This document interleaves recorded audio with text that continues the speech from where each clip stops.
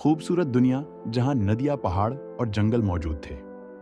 हरियाली से भरी ये धरती बहुत खूबसूरत लगती थी, लेकिन दिखने में ये दुनिया जितनी खूबसूरत थी, उससे कहीं ज्यादा खतरनाक थी। यहाँ लोग सिर्फ ताकत को महत्व देते थे। ताकत ही हर रिश्ता थी।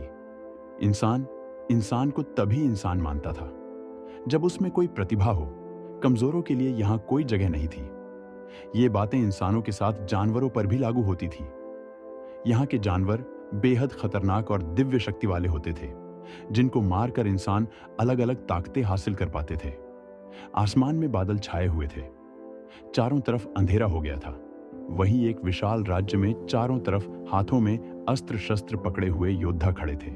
इस राज्य को सभी केंद्रीय राज्य कहते थे, क्योंकि इस दुनिया के सभी देशों पर शासन यहीं से किया जाता था। इसलिए इसे केंद्रीय सत्ता भी कहते थे। केंद्रीय सत्ता का दृश्य देख ऐसा लग रहा था जैसे वहां कोई युद्ध चल रहा हो। वहीं उन सब के मध्य में एक लड़का अपनी गोद में एक लड़की का सर रखकर बैठा हुआ था। वो लड़का अवीर था, एक ऐसा योद्धा जिसे सब बेकार समझते थे।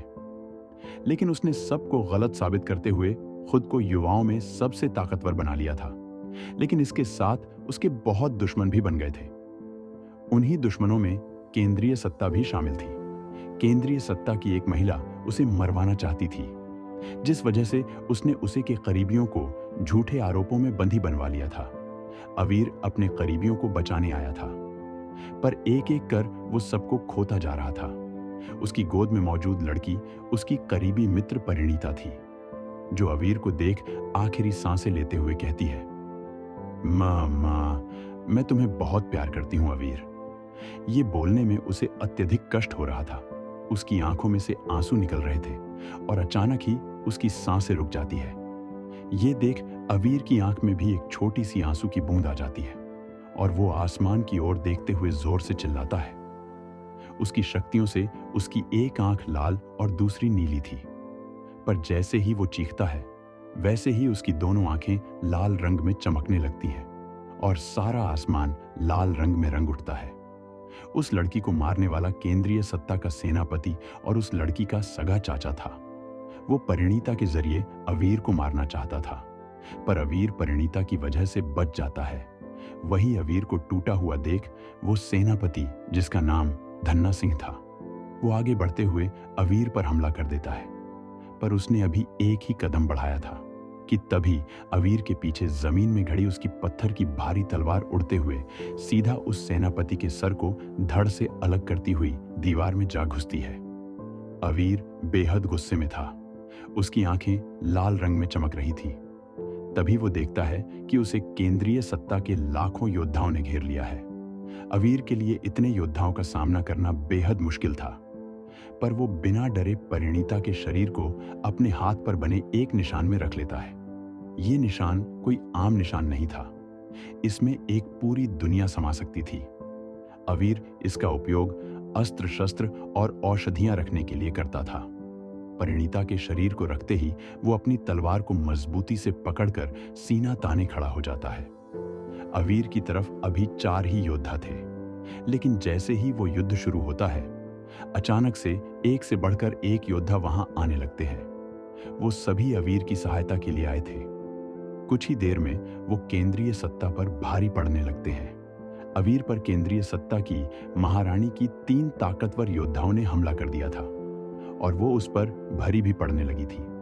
पर जैसे ही अवीर घुटनों पर आता, उससे पहले ही एक चांद सी खूबसूरत लड़की, जिसने लाल रंग की कंधों के नीचे आती पोशाक पहनी हुई थी, उस पोशाक में सोने से काफी बारीकी से काम किया गया था। उसके दोनों हाथों में सोने के बहुत ही खूबसूरत कंगन थे। उसकी पोशाक में से उसका दायां पैर बाहर आ रहा था। वो पोशाक दाएं पैर से कटिंग में थी। उसके गले में सोने का छोटा सा हार और माथे पर सोने का छोटा सा रानी मुकुट था। उसे देखने वाला कोई भी पहली नजर में उस पर अपना दिल हार बैठे। उसका गोरा रंग और लंबे बाल जो उसकी कमर तक आते थे, उसकी काली आंखें जैसे उनमें बहुत सारे राज दफन हो, उसके गुलाब की पंखुड़ियां जैसी होंठ जो बातें करने को बेकरार हों। उसका कद 5 फीट 6 इंच था और उसे देखने वाला तो पहली नजर में ही बस उसी में खोता चला जाए। ये लड़की अवीर के सामने आते हुए सबको झुकने पर मजबूर कर देती है और गंभीरता से सबको देखते हुए कहती है, किसकी हिम्मत है मेरे पति को छूने की? ये बोलते हुए वो अपनी आभा बढ़ाकर सबको घुटनों पर आने पर मजबूर कर देती है। ये लड़की ब्रह्म पिशाचों नामक एक जाति की रानी थी। उस जाति को बहुत ही शक्तिशाली माना जाता था। सब इस लड़की को ब्रह्म पिशाचों की रानी के नाम से बुलाते हैं। वही अवीर ने उसको श्री नाम दिया हुआ था। वो उसे श्री ही बुलाता था। श्री इस दुनिया की दूसरी सबसे ज्यादा ताकतवर योद्धा थी। पहले स्थान पर केंद्रीय सत्ता की महारानी अमृता थी। श्री और अवीर की शादी धोखे से हुई थी। वो दोनों ही इस शादी को मानने से इनकार करते थे, पर कहीं न कहीं दोनों के मन में एक दूसरे के लिए प्यार था। जब सबको लगने लगता है कि अवीर जीत जाएगा, तभी वहां महारानी प्रकट होती है। उनके आते ही सभी भयभीत हो जाते हैं। वही वो तीनों लड़कियां मिलकर एक योद्धा बन जाती हैं और श्री को उलझाए रखती है। अवीर को महारानी से बचाने वाला वहां कोई नहीं था। जब सबको लग रहा था कि अवीर अब निश्चित ही मारा जाएगा, तभी वहां एक नकाबपोश योद्धा आता है, जो कि अवीर का गुरु भी था। महारानी उसे जानती थी और उसे पसंद भी करती थी, लेकिन वो योद्धा इस बात से अनजान था कि वो जिस लड़की से मिलता है वो महारानी है। वही अवीर का गुरु एक जवान खूबसूरत लड़का था। उसका नाम युग था, जिसे सब एक आम योद्धा समझते थे। वो आसमान में उड़ रहा था। उसकी आभा से उसकी शक्ति का पता लगा पाना बहुत मुश्किल था।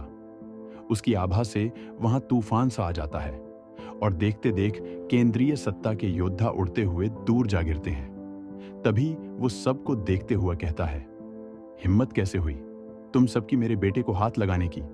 क्या केंद्रीय सत्ता 100 साल पहले हुआ? मृत्यु का तांडव भूल गई?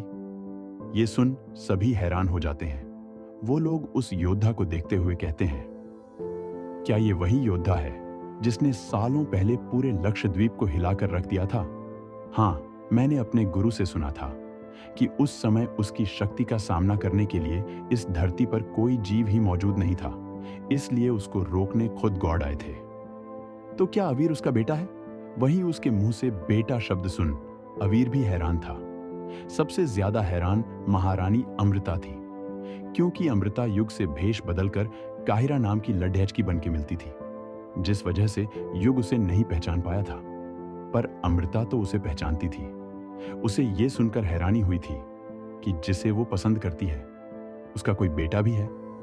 अभी वो हैरान ही थी कि तभी युग उसे देख गंभीरता से कहता है, अमृता, अवीर को यदि तुमने नुकसान पहुंचाने की सोची भी तो ये दुनिया एक नया नरसंहार देखेगी और इस बार कोई गॉड भी मुझे नहीं रोक सकेगा।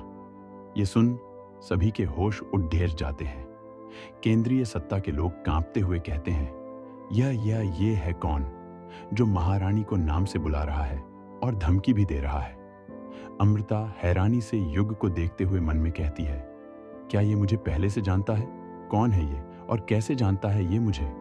वही अवीर के मन में भी बहुत से सवाल चल रहे थे, जिनका जवाब सिर्फ युग दे सकता था।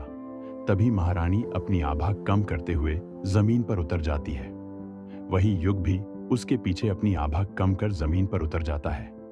तभी महारानी अमृता युग को देख सवालिया लहजे में पूछती है, क्या अर्थ है तुम्हारा? अवीर के पिता कब के मर चुके हैं? उनका नाम पृथ्वीराज था, तो तुम कैसे इसके पिता हो सकते हो? और अगर हो तो इसकी मां कौन है? ये सुन युग एक नजर अवीर की ओर देख कहता है, तुम हो उसकी मां। कैसी मां हो? तुम अपने बेटे तक को नहीं पहचान सकी। वो तुम्हारी देव अग्नि के साथ ही पैदा हुआ था। उसके पास देव अग्नि देखकर भी तुम उसे पहचान ना सकी। ये सुन अवीर, अमृता और बाकी सब हैरान हो जाते हैं। अमृता अविश्वास से युग को देख लड्ड खद्दाती जुबान से कहती है, यह क्या बोल रहे हो तुम? मैं अभी अविवाहित हूं, वो मेरा बेटा कैसे हो सकता है? तभी युग उस काले कपड़े वाली महिला को देखते हुए अमृता से कहता है, अपनी बद्धी बहन से पूछ लो जो नहीं चाहती कि अवीर जीवित रहे। ये सुन अमृता उस काले कपड़े वाली महिला की ओर देखती है। जैसे ही वो उसकी ओर देखती है, उसे उसकी आंखों में घबराहट और डर दिखाई देने लगता है। ये देखकर उसे थोड़ा थोड़ा शक होने लगता है, पर वो इनकार करते हुए कहती है, ये नामुमकिन है। पिछले 20 से 25 सालों में मेरा तुम्हारे तो छोड़ दो, किसी और के साथ संबंध नहीं रहा है? ये सुन युग मुस्कुराते हुए कहता है, अवीर का जन्म आज से 100 साल पहले ही हो गया था। आज से 100 साल पहले। क्या हुआ था 100 साल पहले? और क्या सच में अवीर है? महारानी का बेटा जानने के लिए बने रहे हमारे साथ।